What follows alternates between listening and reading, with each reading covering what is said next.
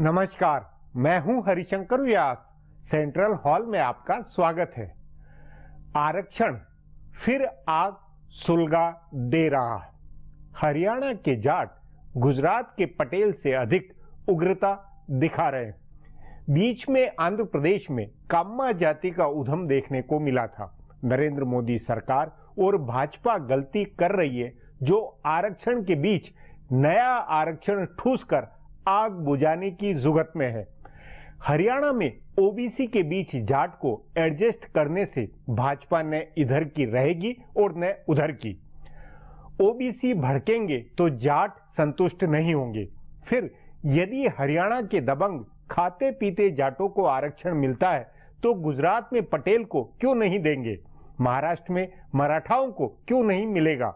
इसलिए वक्त का तकाजा है जो सभी राजनीतिक दल आरक्षण को सुधारने की हिम्मत करें। प्रधानमंत्री नरेंद्र मोदी इतिहास पुरुष बन सकते हैं यदि वे आरक्षण में आर्थिक कसौटी डालें। जिन्हें आरक्षण मिल रहा है उनका आरक्षण भी रहे, लेकिन जाति के बजाय कसौटी गरीबी बने।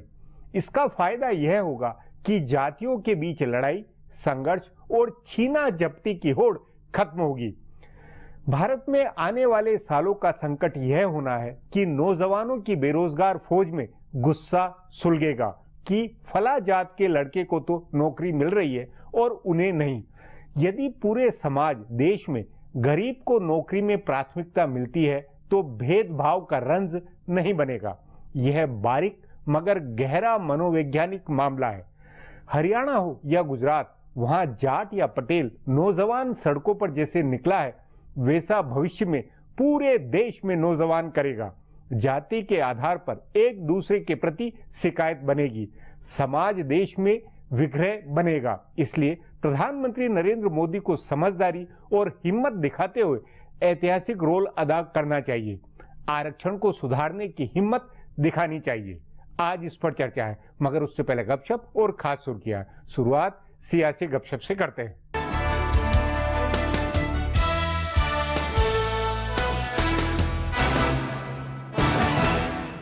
कांग्रेस पार्टी हुकूमत के साथ टकराव के मूड में है। ऐवान के बजट इजलास में कांग्रेस का इरादा कामकाज ठप करने का है। पार्टी के माहिरीन जराये का कहना है कि साबिक वजीर आजम मनमोहन सिंह के जरिए हुकूमत को एक पैगाम भिजवाया गया था। सोनिया और राहुल गांधी से रिश्तों के सुधार के लिए मनमोहन सिंह ने कहा था, लेकिन उसके बाद हुकूमत की तरफ से रिश्तों की सुधार की कोई कोशिश नहीं हुई। इसके बरअक्स वजीर आजम नरेंद्र मोदी और बीजेपी सदर अमित शाह ने सोनिया और राहुल गांधी को जाती तौर पर निशाना बनाया। इस बीच तनाजे के ढेरों नए मसले अलग से आ गए। इसलिए राहुल ने अपने पार्लियामानी मैनेजरों को हमलावर रहने और हुकूमत को बैकफुट पर रखने का हुक्म दिया है। बताया जा रहा है कि कांग्रेस वर्किंग कमेटी भी तहरीक अदम ताउन की हिमायत में है। बताया जा रहा है कि कांग्रेस मजम्मती करारदाद ला सकती है। अगर इस पर रजामंदी नहीं बनती है तो काम रोको तजवीज के जरिए हैदराबाद और जेएनयू के मसले पर कांग्रेस बहस कराएगी। हुकूमत ने कहा है कि वो बहस के लिए तैयार है, लेकिन कांग्रेस की दिलचस्पी हुकूमत का जवाब सुनने में नहीं है। उसे ऐवान की कार्रवाई ठप करानी है, जिसमें उसे कई इलाकाई पार्टियों का ताउन मिलेगा। इसलिए कल से शुरू हो रहे ऐवान के इजलास में जीएसटी, रियल एस्टेट और एंटी हाईजैकिंग समेत 1 दर्जन बिल पास कराने की हुकूमत की कोशिश कामयाब होने वाली नहीं है।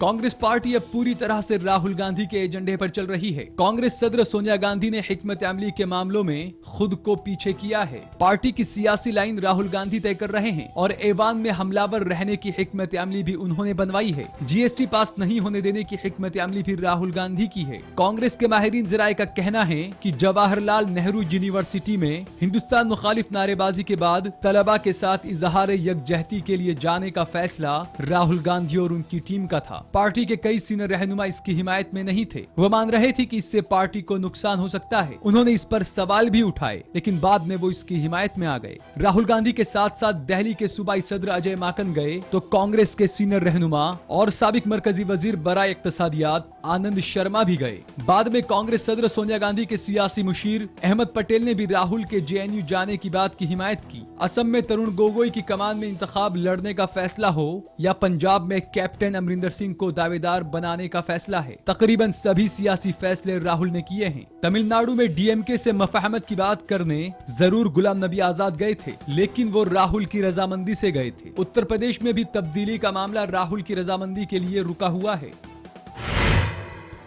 इससे पहले कभी ऐसा नहीं हुआ कि ऐवान के किसी इजलास को बिला ताअत्तुल चलाने की बात को यकीनी करने के लिए इतनी कोशिशें की गई हों। हालांकि हुकूमत को पता है कि कांग्रेस और दीगर ऑपोजिशन जमातें ऐवान नहीं चलने देने वाली है, फिर भी हुकूमत की तरफ से पूरी कोशिश हुई है। खुद वजीर आजम नरेंद्र मोदी ने अपनी पहल पर सभी सियासी जमातों के रहनुमाओं का इजलास तलब किया। आमतौर पर यह इजलास वजीर बराए पार्लियामानी उमूर तलब करते हैं, लेकिन हिज़्ब इख्तिलाफ का एतमाद जीतने के लिए मोदी ने खुद इजलास तलब किया। उन्होंने सभी छोटी बड़ी जमातों के रहनुमाओं से बात की और उनसे ताउन की अपील की, लेकिन उन्हें पता है कि अपील का कोई असर नहीं होने वाला है। यह भी पहली बार हुआ कि ऐवान बाला के चेयरमैन ने सभी जमातों का इजलास तलब किया और उसमें वजीर आजम भी शामिल हुए। हुकूमत को ज्यादा फिक्र ऐवान बाला की ही है, इसलिए वजीर आजम ने इस पर खास तवज्जो दी। उन्होंने इजलास के बाद सीपीआई के रहनुमा डी राजा से अलग से बात की। वाज़ेह है कि जेएनयू के मामले के बाद से ही डी राजा ज्यादा मुतहर्रिक हैं। बहरहाल लोकसभा स्पीकर सुमित्रा महाजन ने अलग आज सभी जमातों का इजलास तलब किया। रिवायती तौर से ऐवान के इजलास से पहले होने वाले स्पीकर के कुल जमाती इजलास में भी हुकूमत की तरफ से सभी जमातों से ताउन की अपील की गई। बताया जा रहा है कि पार्टी और हुकूमत के पार्लियामानी मैनेजर अलग से हर पार्टी के रहनुमा से बात कर रहे हैं। अब आज की सुर्खियां ये लीक से कुछ हटकर है और इनसे देश की दशा दिशा को बूझ सकेंगे।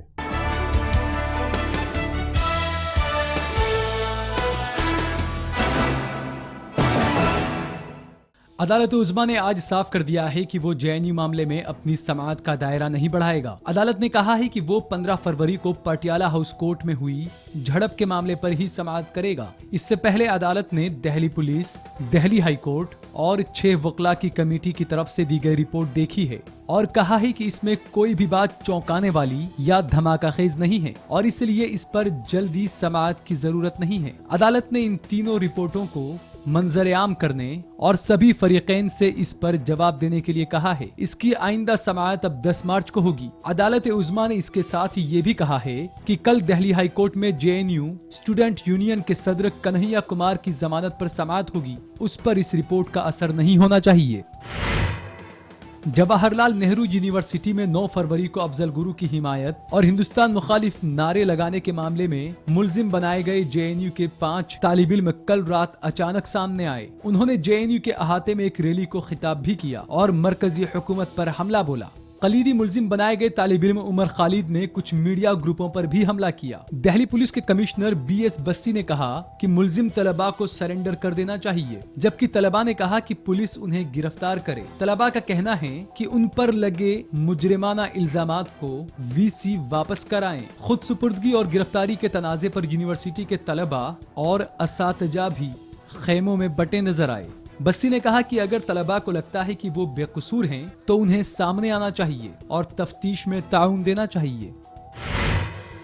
वजीर आजम नरेंद्र मोदी ने आज अपने इंतखाबी हलके वाराणसी में बनारस हिंदू यूनिवर्सिटी के तलबा को गुरु मंत्र दिए। यूनिवर्सिटी के एक प्रोग्राम में वजीर आजम ने तलबा से कहा कि अब बीएचयू से नए अजूबे होने चाहिए। उन्होंने कहा कि इस इदारे को नालंदा और तक्षशिला की तरह हो जाना चाहिए। वजीर आजम ने कहा कि आज की जरूरत है कि सिर्फ हिंदुस्तान ही नहीं बल्कि दुनिया भी हमारे इदारों को माने। वजीर आजम ने कहा कि आज दुनिया ढेर सारे चैलेंजेस झेल रही है, हमें देखना चाहिए इन चैलेंजेस से निपटने में हमारा क्या किरदार हो सकता है। वजीर आजम मोदी बाद में संत रविदास की बरसी के प्रोग्राम में भी शामिल हुए। बाद में बहुजन समाज पार्टी की सरबराह मायावती ने इस पर तंज करते हुए कहा कि सिर्फ सर झुकाने से नहीं होगा, रविदास के उसूलों को भी अपनाने की जरूरत है। वजीर आजम के प्रोग्राम के दौरान एक तालिब इल्म ने संघ की बहाली का मसला उठाया। बाद में कुछ लोगों ने उसकी पिटाई कर दी। हरियाणा में रिजर्वेशन का मुतालबा कर रहे जाटों की तहरीक कुछ इलाकों में थम गई। मरकजी हुकूमत की तरफ से सेंट्रल गवर्नमेंट की मुलाजमत में रिजर्वेशन पर गौर के लिए कमेटी बनाने और सूबाई हुकूमत की तरफ से आइंदा इजलास में रिजर्वेशन के लिए बिल लाने का वादा किए जाने के बाद कई इलाकों में जाटों ने तहरीक वापस लेना शुरू कर दिया है। हालांकि कई इलाकों में अब भी कशीदगी बनी हुई है। रोहतक और सोनीपत में आज भी कुछ जगहों पर तशद्दुद की खबर आई। रोहतक में तशद्दुद की वजह से NH1 पर ट्रैफिक रोक दिया गया। दिल्ली करनाल और दूसरी कई सड़कों पर रास्ते बंद रहे। 9 जिलों में स्कूल कॉलेजेस अब भी बंद हैं। हालांकि सूबाई हुकूमत के सीनियर वजीर रामबिलास शर्मा ने कहा कि हालात धीरे धीरे पटरी पर लौट रहे हैं। हरियाणा में जाट रिजर्वेशन के मुजाहरीन के जरिए मुनक नहर का पानी रोके जाने के मसले पर अदालत उज़्मा ने दिल्ली हुकूमत को जबरदस्त फटकार लगाई है। अदालत ने कहा कि हुकूमत को इस मामले में अदालत के सामने आने की क्या जरूरत है। ये मामला 2 हुकूमतों के दरमियान का है और उन्हें आपस में बातचीत करके इसे सुलझाना चाहिए। अदालत ने कहा कि वजीर या तो दफ्तर में रहते हैं या अदालत में आकर बैठ जाते हैं, उन्हें मौके पर जाना चाहिए। अदालत उज़्मा ने दिल्ली हुकूमत के वजीर कपिल मिश्रा के अदालत में मौजूद रहने पर भी नाराजगी जाहिर की। अदालत ने पहले अर्जी खारिज कर दी थी, लेकिन दिल्ली हुकूमत के वकील के जोर देने पर उसने इस पर गौर किया और हरियाणा हुकूमत को 2 दिन में स्टेटस रिपोर्ट देने को कहा। अदालत ने इस मामले में मरकजी हुकूमत को भी नोटिस जारी किया। दूसरी जानिब वजीर आला अरविंद केजरीवाल ने ट्वीट कर फौज का इस बात के लिए शुक्रिया अदा किया कि उसने मुनकर नहर का तहफ्फुज किया। आज शाम से दिल्ली को फिर से पानी मिलने लगा है। फिलहाल अब एक ब्रेक है, फिर खुलासा होगा।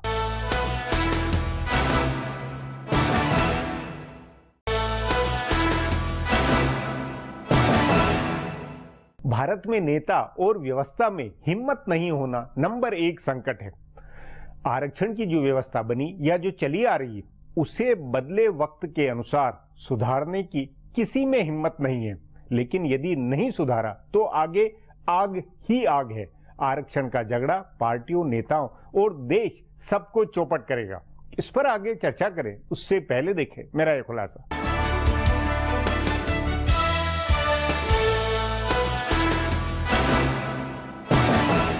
हिंदुस्तान में सियासत की सितम ज़रीफी है कि यहाँ रहनुमा किसी भी बहरान का आर्जी हल तलाश लेते हैं। बहरान की बुनियाद पहचान कर उसे जड़ से खत्म करने की कोशिश नहीं की जाती है। एक दूसरी सितम ज़रीफी हर मामले को सियासी मुद्दा बनाने की है। रिजर्वेशन के मामले में हिंदुस्तान में यही होता आ रहा है। 1990 में उस वक्त के वजीर आजम विश्वनाथ प्रताप सिंह ने किसी जिम्मेदारी की वजह से नहीं, बल्कि चौधरी देवीलाल की तरफ से पैदा किए गए सियासी चैलेंज से निपटने के लिए मंडल कमीशन की रिपोर्ट का निफाज किया था और दीगर पसमानदा तबके का 27% रिजर्वेशन यकीनी किया था। उसके बाद से आज तक ओबीसी रिजर्वेशन को लेकर जितनी बहस हुई है और ये जितना बड़ा सियासी इश्यू रहा है, उतना बड़ा कोई दूसरा इश्यू नहीं है। अदालत उज़्मा ने इंदिरा साहनी मामले में इस मसले पर 2 टूक फैसला दिया है, लेकिन कोई भी पार्टी रिजर्वेशन के मौजूदा खाके में तब्दीली की पहल नहीं कर सकती है। इसके बरअक्स हर दिन रिजर्वेशन के लिए होने वाले मुजाहरों ने इसे मजीद पेचीदा बना दिया है। सियासी जमात और हुकूमत इस बात को समझने के लिए राजी नहीं है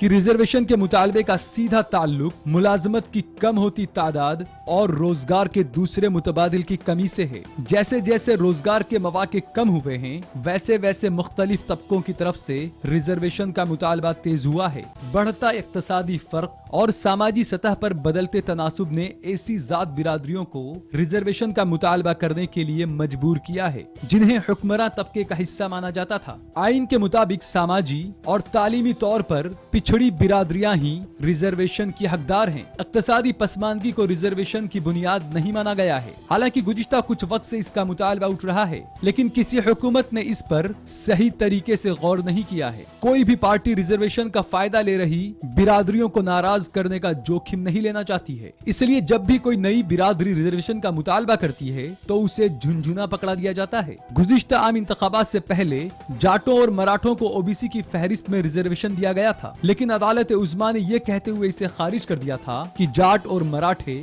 सामाजी या तालीमी तौर से पसमानदा नहीं है। इसके बावजूद हरियाणा के जाट रिजर्वेशन के मुतालबे को लेकर सड़क पर उतरे और जबरदस्त तशद्दुद किया। हरियाणा के जाट अक्सरियत वाले इलाकों में जबरदस्त तशद्दुद हुआ। 12 अफराद जाँ बहक हुए और सैकड़ों जख्मी हुए। एक अंदाजे के मुताबिक तकरीबन 20,000 करोड़ रुपए का नुकसान हुआ। आखिर में हुकूमत उन्हें ओबीसी में रिजर्वेशन देने के लिए तैयार हो गई, लेकिन ये मामला सिर्फ यहीं तक रुकने वाला नहीं है। उत्तर प्रदेश और राजस्थान के जाट भी इस तरह के रिजर्वेशन का मुतालबा करेंगे।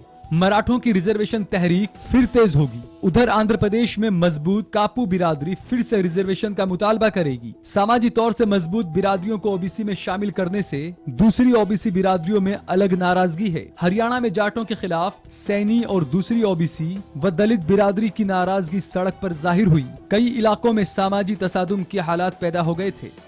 अब एक ब्रेक है, उसके बाद आरक्षण के बवाल पर चर्चा करेंगे।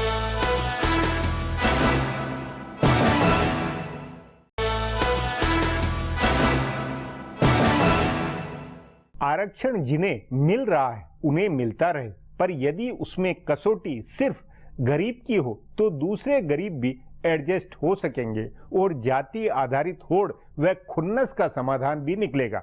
सचमुच गरीब की कसौटी को अपनाने की हिम्मत एक बार सरकार ने दिखा दी तो सरकार की भारी वाहवाही बनेगी। इस पर चर्चा के लिए आज मेरे साथ वरिष्ठ पत्रकार संजीव श्रीवास्तव है। संजीव जी, हरियाणा के आरक्षण आंदोलन पर भाजपा, खट्टर सरकार, प्रधानमंत्री नरेंद्र मोदी और उनकी सरकार, इन सब का जो रवैया है उससे क्या निकलता है? क्या कुछ समाधान निकल पाएगा? ये सरकार क्यों, इससे पिछली सरकारों की बात कर लीजिए।